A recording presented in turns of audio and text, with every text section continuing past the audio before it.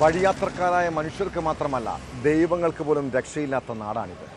പത്തനംതിട്ട അടൂർ കടികയിലെ ക്ഷേത്രത്തിൽ നിന്ന് ദേവിക്ക് ചാർത്തുന്ന സ്വർണ്ണമാലയും പണവും മോഷണം പോയി. ദേവസ്വം ഓഫീസിൻ്റെ പൂട്ട് തകർത്ത് ഓഫീസിൽ സൂക്ഷിച്ചിരുന്ന സ്വർണവും 20,000 രൂപയും അപഹരിച്ചെന്നാണ് പരാതി.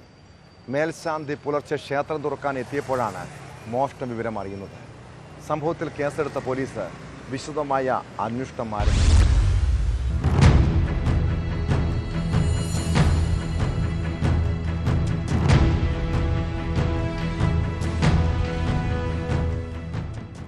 കടിക കണ്ണൻകുന്നിൽ ദേവീക്ഷേത്രത്തിലാണ് രാത്രി മോഷണം നടന്നത്. പുലർച്ചെ ക്ഷേത്രം തുറക്കാൻ മേൽശാന്തി എത്തിയപ്പോൾ നാലമ്പലത്തിന്റെ വാതിലും ശ്രീകോവിലിന്റെ വാതിലും തകർത്ത നിലയിൽ കാണുകയായിരുന്നു.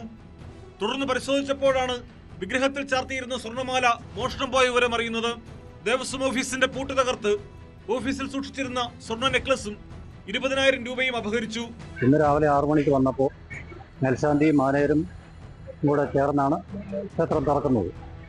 അപ്പോൾ ആ തുറക്കാനായിട്ട് ഇരുത്തുമ്പോൾ മെയിൻ നാലമ്പലത്തിൻ്റെ വാതിൽ പൊളിഞ്ഞു കിടക്കുന്നതുണ്ട്. അപ്പോൾ അങ്ങനെ അത് തുറന്നു കിടക്കുമായിരുന്നു. അല്പം തുറന്നകത്ത് കയറി നോക്കിയപ്പോൾ ശ്രീകോവിലും ഗണപതി അമ്പലത്തിൻ്റെ ശ്രീകോവിലും പൊളിഞ്ഞു കിടക്കുന്നതായിട്ടാണ് കണ്ടത്. അപ്പോൾ ആ ക്ഷേത്രത്തിനകത്ത് എന്തായാലും തുറന്നു കിടക്കുന്നതായതുകൊണ്ട് ശ്രീകോവിലിനകത്ത് കയറി നിത്യം ചാർത്തുന്ന മാലയും ഒരു താലി നഷ്ടപ്പെട്ടിട്ടായി ബോധ്യപ്പെട്ടു. ക്ഷേത്രത്തിനകത്ത് കയറിയപ്പോൾ തന്നെ അതിനകത്തെ വഞ്ചികളെല്ലാം പൊളിച്ചിട്ടേക്കുന്നത് കണ്ടു. അതിനുശേഷം പിന്നെ പുറത്തിറങ്ങി ഓഫീസിൽ നോക്കിയപ്പോൾ വഴിപാട് കൗണ്ടറും ഓഫീസും ഒന്നിച്ചാണ്, ക്ഷേത്രത്തിന് പുറത്താണ്. അതും പൊളിച്ചിട്ട് ചേർന്നാണ് കണ്ടത്.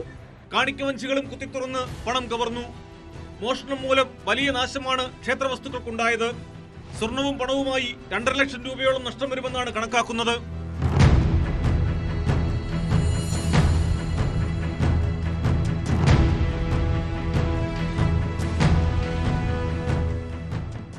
ക്ഷേത്രം ഭാരവാഹികൾ അടൂർ പോലീസിൽ പരാതി നൽകിയതിനെ തുടർന്ന് പോലീസും വിരലടയാള വിദഗ്ധരും സ്ഥലത്തെത്തി പരിശോധന നടത്തി.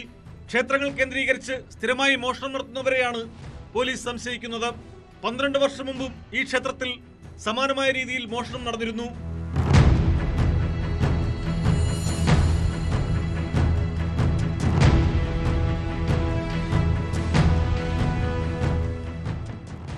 ന്യൂസ് 18 പത്തനംതിട്ട.